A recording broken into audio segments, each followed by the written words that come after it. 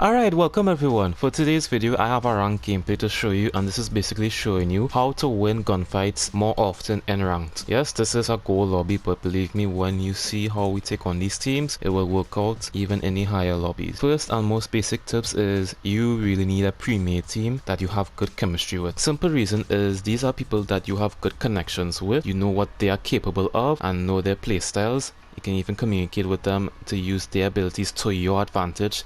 Like for example here, that how we use the Horizons lift to push that team. You can still do it with randoms, just stick very close to one of them, follow their movement, use the pings, follow their pings, you know. Next is when you're fighting teams head on, you want to target one person at the same time. Bring everyone to the same page to shoot that one person and try and get that knock on that person as fast as possible, giving you that 3-on-2 advantage. If you have legends like Pathfinder or Octane to make that push, you want to make that push as fast as possible when you get that knock. Do not second guess yourself. You don't want to hesitate and let them get a revive. You want to close in the gap between you and the enemy. If the enemies have a Gibby or a lifeline, you can still try and push up, but do not try and overcommit yourselves, because everything could backfire with those legends, knowing how safe or how fast they could get that revive. Another tip to add on to that is you never want to be separated from your team. The moment another team sees you from a good distance away from your other teammates, you are going to get singled out very quickly and already puts you and your teammates in a losing fight no matter what. Even if you had to feel like you had to crazy glue yourself to them, you also want to take high ground as much as possible, because the enemies on the low ground will have a very hard time fighting back, so never give up that advantage. Now, how to engage a team that does not have a line of sight on you. Let's say you caught a team trying to rotate around the map and you have a clean line of sight on them. Pick out the biggest threat on that team. For example, if a team is running Octane, Caustic and Lifeline, everybody should aim at the Lifeline first and take fire at the same time, because she can revive her teammates and also fight back. And when that happens, most of the time they are able to get revived almost 9 out of 10 times. So you always want to single the biggest threat, whoever it could be. Next tip you need to learn is knowing which fight to pick and which fight not to pick. Fights that you should be able to pick and take on is like third parties, but needing to know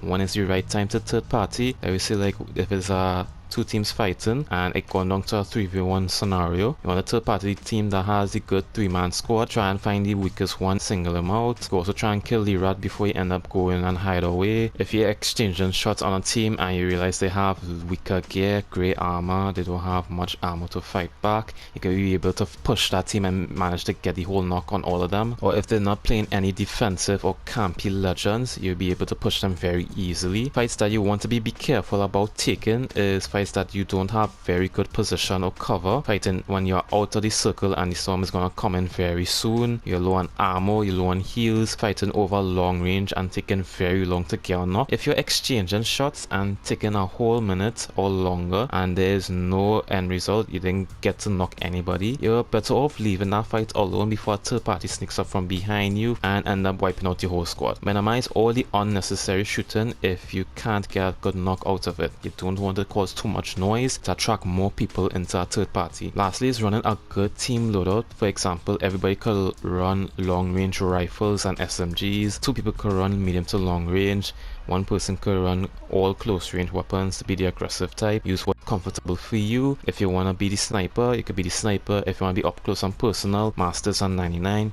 Use what you like. Practice with your preferred loadout in the range. 1v1 in your friends to get better, improve your aim, and all those good stuff. But anyways, that is how you win as much fights as possible in ranked. If I leave out anything in this video, comment below. But if you enjoy and felt like you learned something new, drop a like on the video and subscribe to help the channel grow and for more Apex Legends content. I hope you all are doing great, keep it at 100, and I will see you all in the next video. Later.